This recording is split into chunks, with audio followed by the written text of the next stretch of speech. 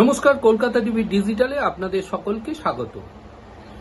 ভারতবর্ষের নির্বাচন কমিশন নিয়োগ নিয়ে মামলা গড়ালো সুপ্রিম কোর্ট পর্যন্ত।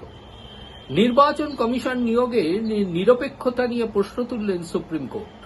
মূলত সংসদে পাশ হওয়া আইনে পরিষ্কার উল্লেখ রয়েছে যে সরকার পক্ষের দুজন, অর্থাৎ প্রধানমন্ত্রী এবং অপর একজন মন্ত্রী বা তাদের প্রতিনিধি, এছাড়াও বিরোধী দলের পক্ষ থেকে বিরোধী দলনেতা বা তাদের প্রতিনিধি, তারা এই কমিটিতে থাকবেন এবং তাদের সিদ্ধান্ত অনুযায়ী ভারতবর্ষের নির্বাচন কমিশনের প্রধানকে নির্বাচিত করা হবে।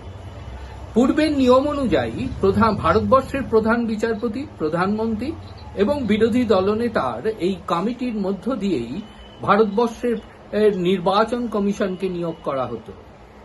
এই নির্বাচন কমিশনের প্রধানকে নিয়োগ করা নিয়ে প্রশ্ন তুললেন বিচারপতি দীপঙ্কর দত্ত।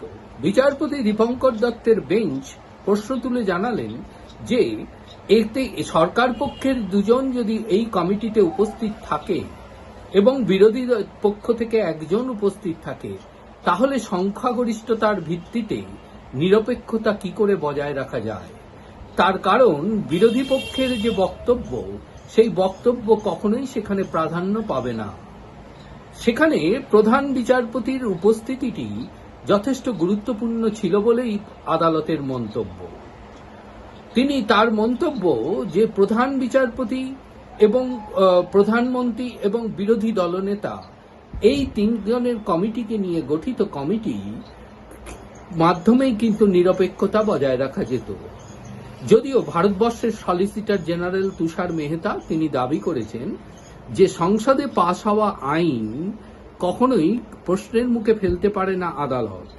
এখানে নির্বাচন কমিশনের প্রধান নির্বাচন করার ক্ষেত্রে প্রধানমন্ত্রীর নিরপেক্ষতার পরিবর্তে সংসদে পাশ হওয়া আইন এবং প্রধানমন্ত্রীর ওপরেই আদালতের ভরসা রাখা উচিত।